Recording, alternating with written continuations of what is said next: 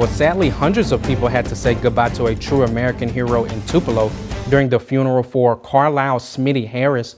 Now, Harris, who spent nearly 8 years as a prisoner of war during the Vietnam War, passed away this week at the age of 96. Our Allie Martin was at the service, and he tells us how the hero husband and father was remembered. As the Stars and Stripes flew outside Cadence Bank Conference Center, control their minds with instincts. Inside, the life of Colonel Carlyle-Smitty-Harris was honored. Harris's son Lyle recounted the first time he saw his dad when he was released after nearly 8 years as a prisoner in North Vietnam. I was almost in disbelief. He'd made it home. Over the years, my mother had kept my dad real for me and my sisters, but I'd never met him in person.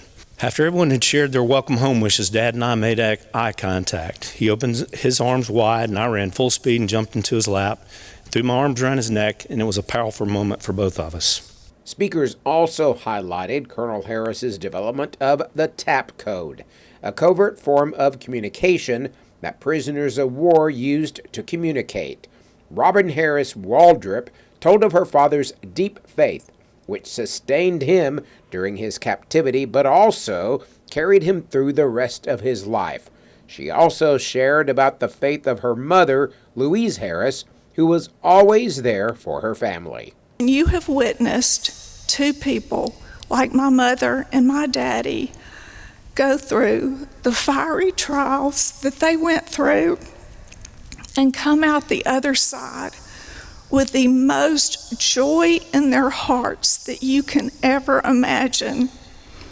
That's pretty convincing. In his message, Pastor Brian Collier talked of Colonel Harris's faith and witness during the darkest days.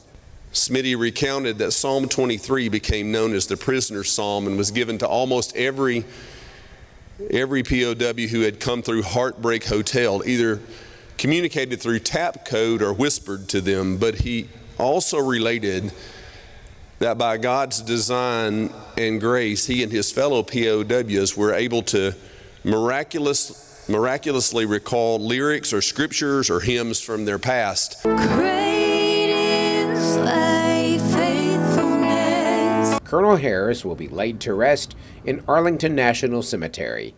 Telling your story in Tupelo, Allie Martin, WCBI News.